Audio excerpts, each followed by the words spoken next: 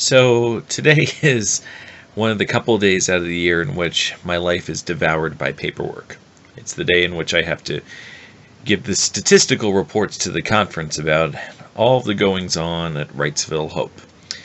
And I'm not the most organized person in the world, as many of you have come to be aware. In fact, this is what I'm working with right now. This is real. And hopefully most of it's done by the time that you see this. In fact, I'm pretty sure I am mostly done, but it's not my favorite day of the year. However, I wanted to give you guys an update as I'm trying to do this every day. And one of the things I wanted to mention was I kind of flipped through Mark last night really quick. Just a couple of interesting notes. And for most of you, if you have a study Bible, you'll see these the same kind of information I'm about to give in the pages right before the gospel begins.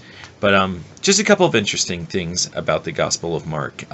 First is that Mark is not actually one of the disciples. He's a traveling friend of Peter. In fact, if you look in Mark chapter 12, there's this great story. It's one of my absolute favorite stories in all the New Testament, in which Peter's been broken out of jail, and he runs to this lady's house named Mary, and he knocks on the door, and all the disciples think Peter's still in prison and probably going to be executed. And so Mary comes to the door, she sees Peter, she screams, "It's Peter!" And then she slams the door in his face. And it's just one of those things that I think could really fit on a sitcom. I just really think it's funny. But this Mary is actually the mother of the gospel writer Mark, who was a traveling companion of Peter. And likely the way that we even have the Gospel of Mark, or the reason, is that in about 65 AD, about 32 years after Jesus' death, Peter is executed. He is crucified upside down, actually. And what we believe happened at that point was that he had been preaching for most of his life, certainly as a disciple. And Mark then decides that since Peter is dead, that it's time to write down everything that Peter had been preaching and teaching. And because of that, not only is Mark writing down things directly from Peter, but he's actually the first of the Gospels to be written. Matthew and Luke will come a little bit after that, and John probably about 20 to 25 years at least after Mark is written. So just a couple of little interesting notes there.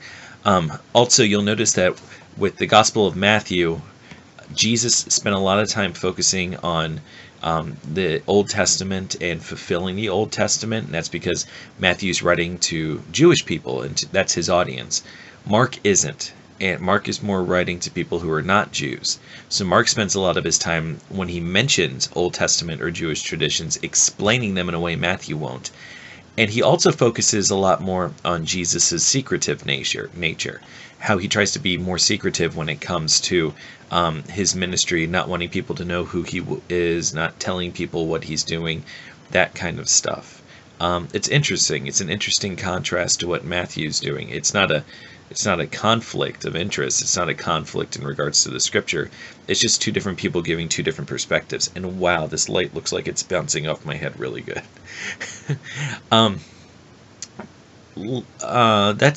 Those are kind of the just little tidbits I wanted to give you about the Gospel of Mark. I'd be interested if y'all notice anything going on at the end in the last chapter, if you might have any questions about that.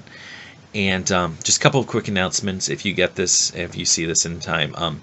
Community restoration meetings are tonight at 6 and 7, because some churches know it's 6 and some churches have it as 7. So we'll be having kind of two meetings going on tonight. So if you want to come at 6, come at 6. If you want to come at 7, come at 7. Secondly, communion's going to be this Sunday. I know there's been some folks who've been concerned because of flu season, and so we're going to be taking communion at the rail this Sunday, specifically so that we can kind of avoid spreading germs just in case. I'm the type that I don't worry about that as much, but I also understand that my immune system's probably a little bit better because of my age, and I'm not going to make any jokes about that in regards to most of the church members. But anyways, I wanted to let you all know if there's any concern about that. We're going to take communion at the rail this Sunday. So anyways, I hope you guys are having a great day. And this has gone 5 minutes, which is much longer than you'll probably ever want to listen to me.